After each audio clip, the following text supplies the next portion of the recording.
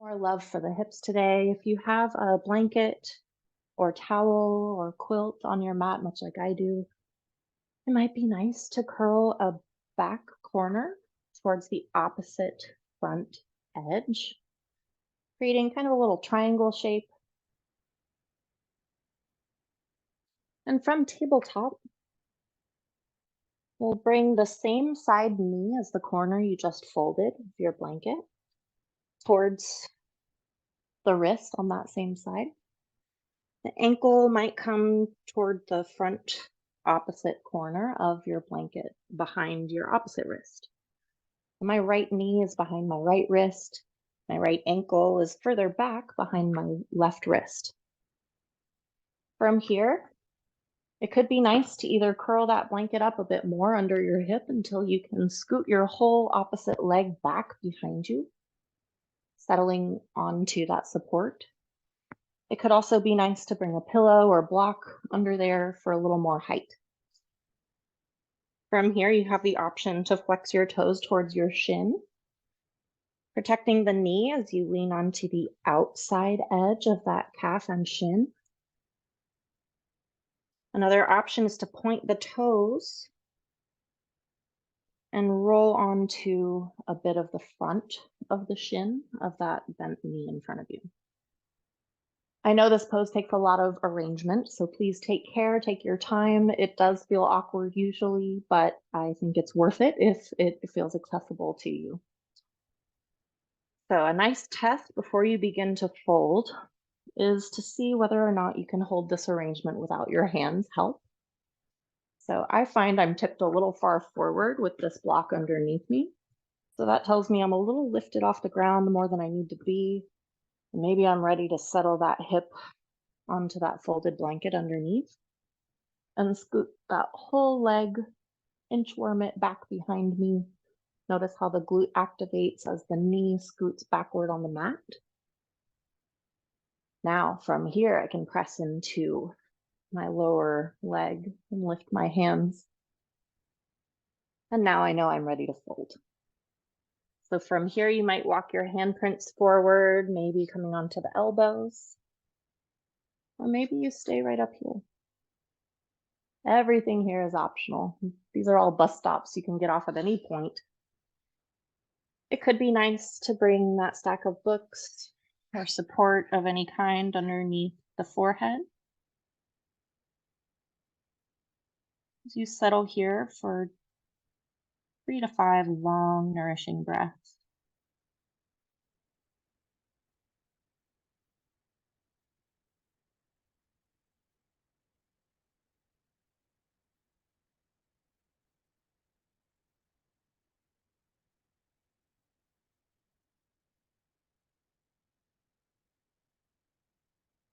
Nice work. We'll set up on the other side, but take your time. You can press into your hands and walk them towards you.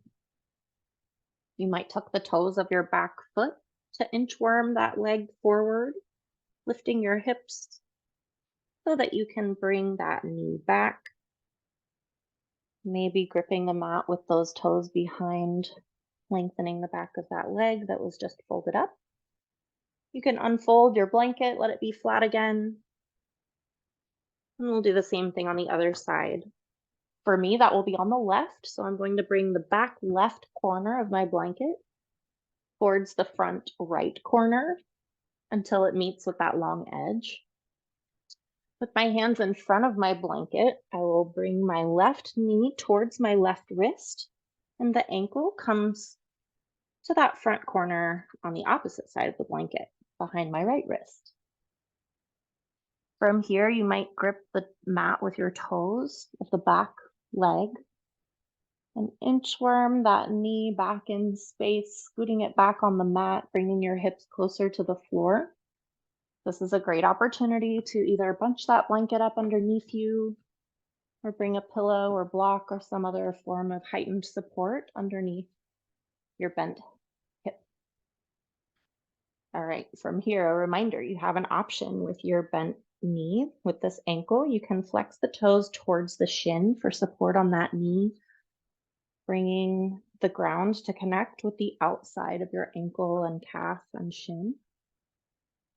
Alternatively, you can point the toes, kind of sending them in the same line as your shin back behind you and towards the right, and rolling a bit onto the front of that shin. These are both safer options for the knees and just kind of letting the foot go wherever it will. So let that be intentional. Make this yours. It might be helpful as you get settled to move any height out from underneath that hip. Once you've kind of built your nest, maybe scoot that back leg back in space any amount more. Really glue that back top of foot to the mat as you press your front shin into the mat and lift your hands. From here, you can now fold, bring your handprints to the mat in front of you, lower your heart. Maybe find your elbows to connect with the mat. Maybe find blocks underneath you. Support yourself as needed. Let your pigeon look different from mine. This looks very different for every different body that practices this shape, let alone on any different day. You can bring that block underneath your forehead, or it might be nice to stack your fists to make a little tower to rest upon. Breathe here 3 to 5 long, nourishing breaths.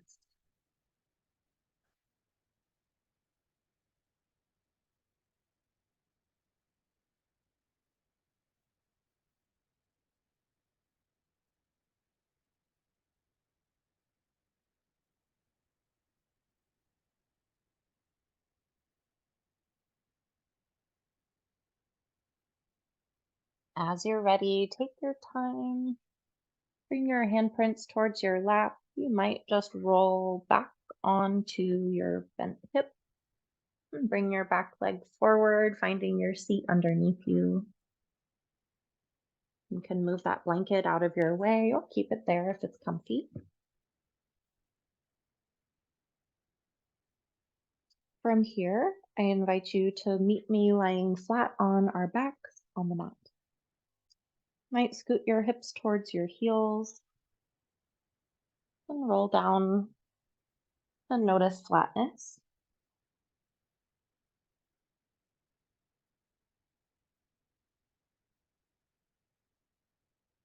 From here, maybe one foot walks long along the mat. You might adjust where you are so you have space to stretch out. There we go. And maybe the other foot lifts towards the sky. You could clasp the hands behind the hamstring as you shine that back of that lifted knee open, flexing the toes towards your face, pressing the back of the thigh into the hands and the hands into the thigh. This is enough. Or maybe begin to hug that thigh towards you, bending the knee towards the armpit.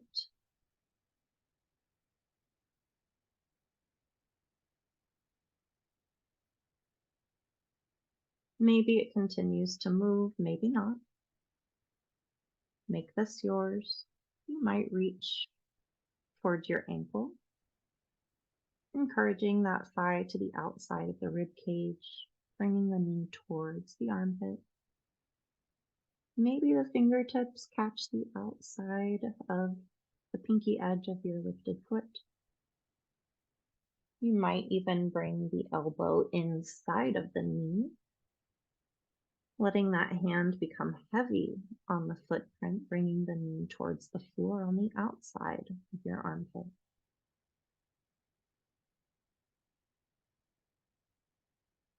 Gently, as you're ready, help that leg return the foot to the floor.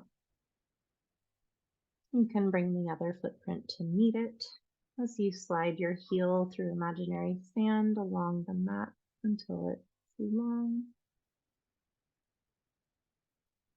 Lifting your other foot now towards the sky, the hands might clasp behind the thigh once more. Extending the heel towards the sky as your toes point towards your chest.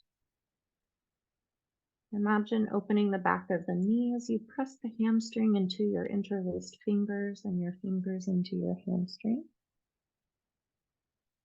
This is enough. You can stay here, connecting with your breath.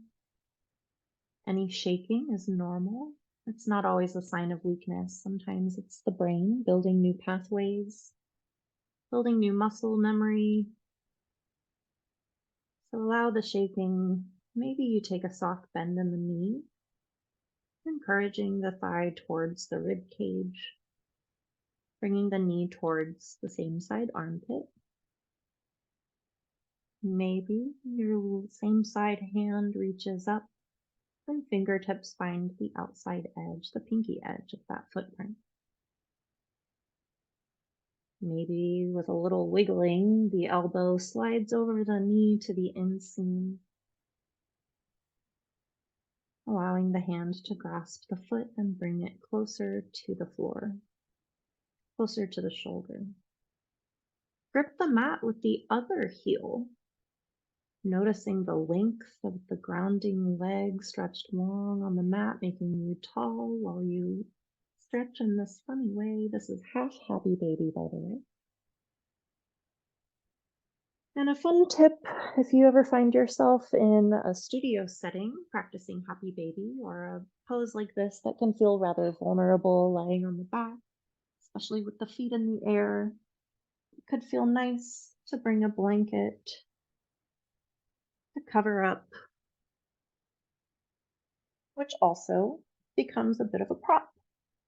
You can use the blanket to bring the knee towards the shoulder. Something to try. As you're ready, you can help that leg return to the mat, maybe sliding the heel away from the hips until the leg is long. Hugging the opposite knee towards your chest again. You might shift it towards the opposite side. Pressing into the long leg, you might shift your hips over on your mat to make space for your knee to draw towards the opposite hip, finding a twist. Maybe you peel your opposite arm open. So your left leg and right arm might both be long as the right knee bends and crosses the body, letting gravity support this twist for you. Using an inhale to unwind, you can stretch long, pausing in neutral, and then bringing the other knee, maybe the left knee, towards the chest. Pressing into your long leg, the heel might help shift the hips over on your mat, allowing your lifted knee to cross the midline and become heavy towards that side. Glue your left shoulder, the same side shoulder as the bent knee, to the mat and maybe look over it with your nose. Opposite hand could rest on the outside of your crossed knee, encouraging gravity to help it twist. Notice where your breath goes here.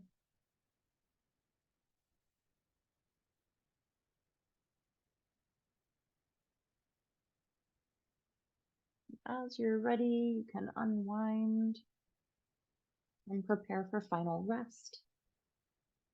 Maybe rolling onto the belly and stacking the hands to rest the forehead, untucking the toes, becoming heavy on the mat. Notice the rise and fall of your ribs from the mat.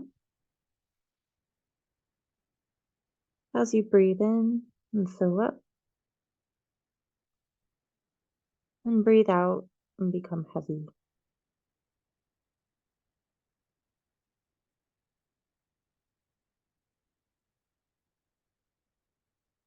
Stay here as long as you'd like, noticing all the places your body is supported against the mat. all the parts of your body, noticing your toes, the tops of your feet, your ankles, your heels, the soles of your feet, your whole ankles, your shin, your calves, your kneecaps, the creases and the backs of your knees even,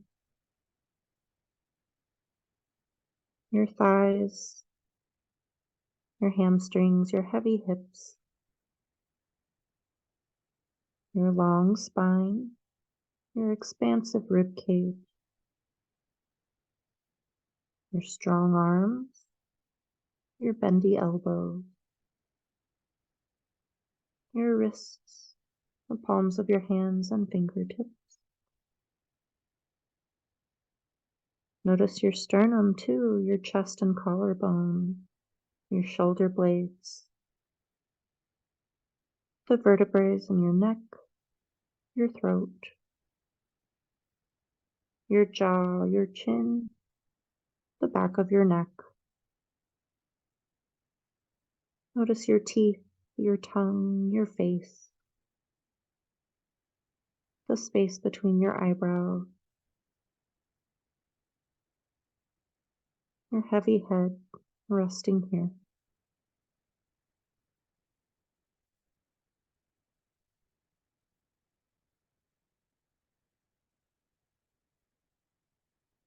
Another long breath. You can let that go.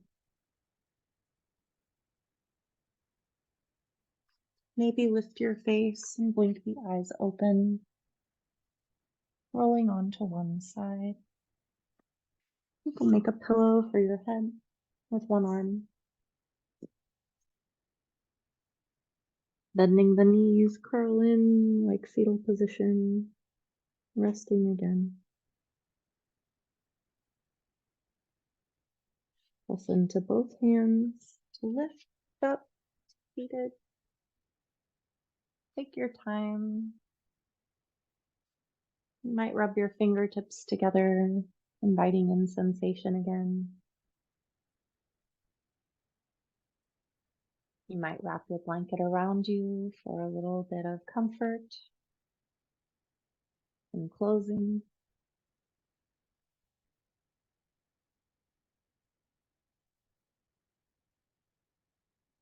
You might choose to open both palms of your hands, shining like lights in front of you with extended fingertips.